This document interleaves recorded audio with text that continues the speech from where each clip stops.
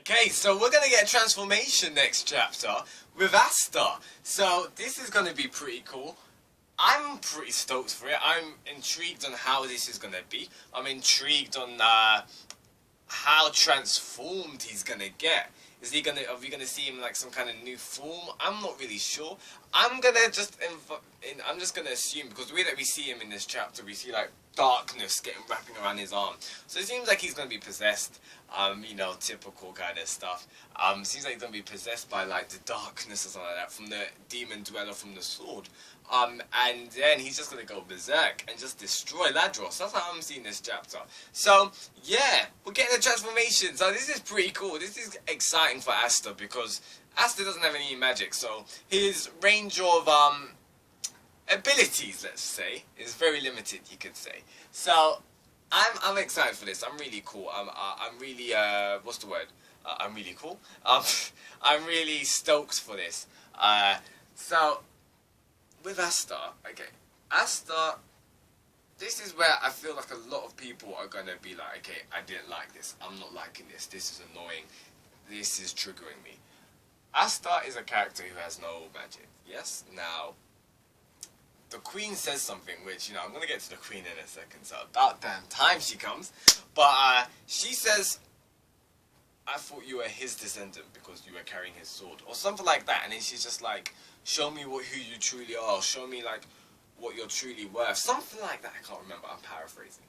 But it's making it seem that Asta has a secret power-up. It's making it seem that Asta's got some secret magic, or like, secretly, or like that we just didn't know.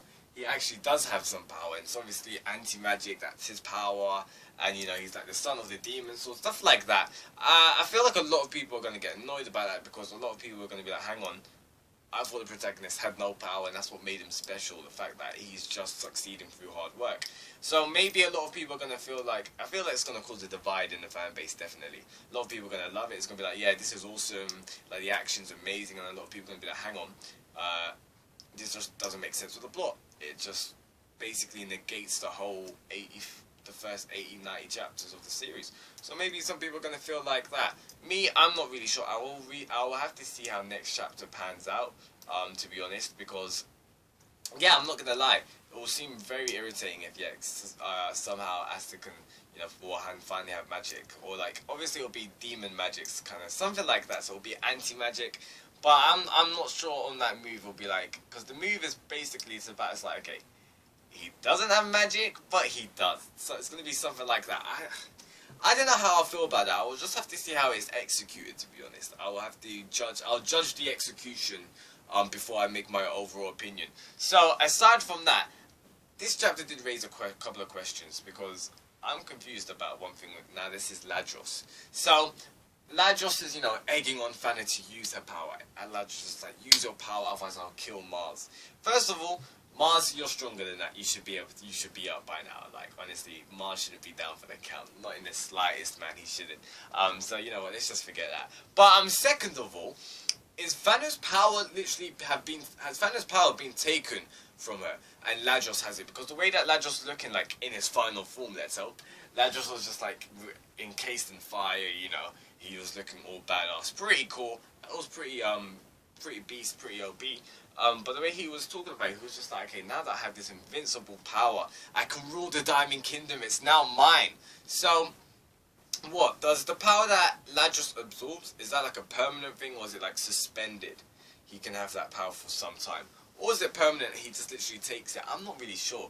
So I'm wondering, has Vanna's self been taken from her? I'm gonna say no, maybe not, but I'm not really sure, to be honest. Who knows what's gonna happen, especially with Ladros. So I'm really anticipating how that's gonna play out. So aside from that, nothing else really happened in this chapter. It was a very short, simple chapter. I'm so happy Asta didn't take the sword out, because that would have been a stupid thing, and I wouldn't have been surprised if Asta did something like that. So I'm so happy Asta didn't do it. But Ladros was screaming. I was like, save me, take out the sword. And Asta's like, hell no, I'm not gonna do that. So I really liked how that was played out. That was pretty cool. The color page was beautiful. It really was. The artwork was just phenomenal. I really enjoyed that amazing art. I was talking about the artwork in last review, so I'm not going to go too much depth into it. I'm not going to go into too much depth, but yeah, the artwork is awesome. So yeah, well, it seems like we're gonna get a transformation next chapter. Finally, the Queen does something, although she doesn't really do much. But she alludes to the fact about what Asta is his descendant. So is this like a demon? Okay, is this gonna be is this a demon thing? Because obviously we know those swords are called the Demon Dweller. We know the White Knight Demon Eyes. They're affiliated with that as well. So it seems like this person, there's the original person who had those swords. The Queen thought Asta was related to him. Now this original person, we don't know what's happened. Maybe this is the demon or the same thing which the Sorcery Emperor destroyed. You know, when we got the origin in chapter 1. Maybe it's something like that. Or maybe it's something else. Now, it can be something like that, or descendant. I don't know. Maybe it's got to do with like the people which were loved by Mana. Maybe Asta's got something affiliated with that, or maybe actually no, the swords are affiliated with that. I'm still willing to believe that Asta has no magic. It's got nothing like that. I'm still willing to believe Asta's just a normal person. That's what I'm hoping. So guys, please tell me your thoughts below what you thought about this chapter. Or your opinion on Ladros still up, like he's still alive and kicking. You know what, I wish he was down, to be honest. But either way, we'll see how next chapter plays out with Asta's transformation. What do you think his transformation is going to be? Do you guys have any thoughts about his abilities or any powers he may have as well? You know what I'm saying? Peace out guys and goodbye.